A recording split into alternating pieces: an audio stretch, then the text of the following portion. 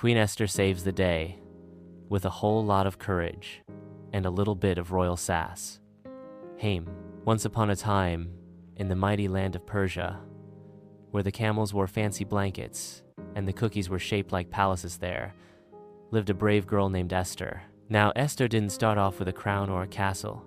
Nope, she was just a regular girl being raised by her kind cousin Mordecai, who had a beard so curly it looked like a squirrel had made a home in it. But Esther? Oh, she was something special.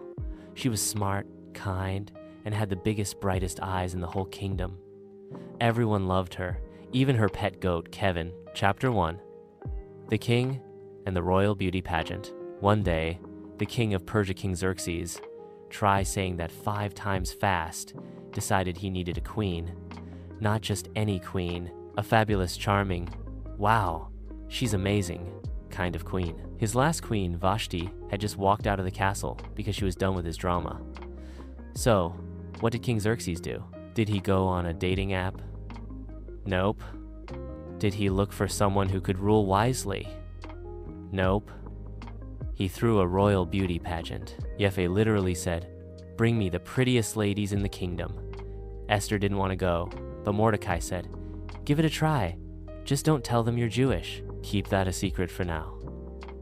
So Esther entered the royal contest, and she won. The king gave her a crown, a closet full of sparkly dresses, and a staff of royal servants. She was now Queen Esther. Esther blinked. Wait, I win a crown and a husband?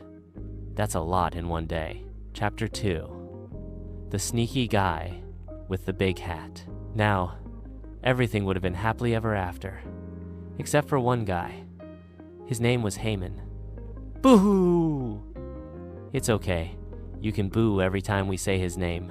Haman was the king's top official, but also a total grump.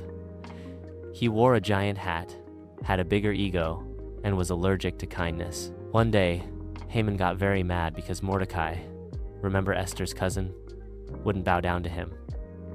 Haman stomped his foot and shouted, "I'm not just going to punish Mordecai, I'm going to get rid of all the Jewish people." Oh no, he didn't, you're probably saying.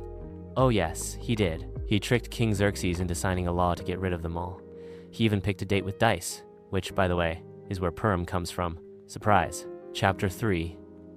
The Secret Plan. Mordecai heard the news and tore his clothes. Very dramatic. He sent a message to Queen Esther.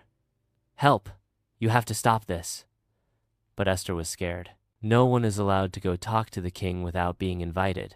If I just pop in, he could have me turned into a royal pancake. Mordecai wrote back, "Maybe you became queen for just this moment. Be brave. Use your voice."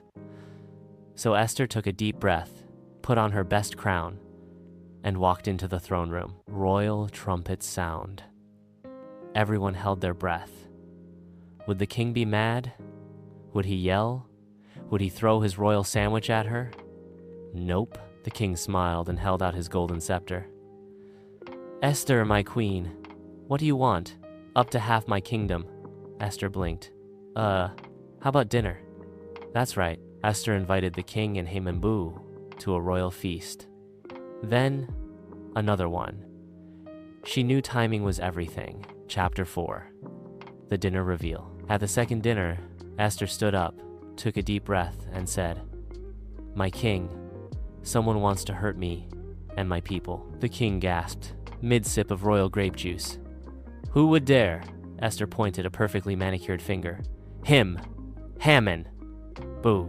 The king stood up so fast he nearly tripped over the soup. "Haman, you're toast." And just like that, Haman's evil plan crumbled like a stale cookie. The Jewish people were saved, Mordecai got promoted, and Esther? Well, she was the hero who used her courage, her smarts, and her royal sass to save her people. To celebrate, the people held a party called Purim with costumes, cookies, music, and dancing.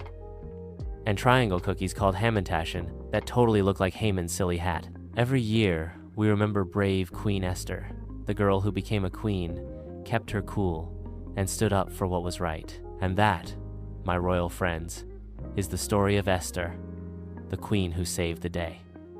The end.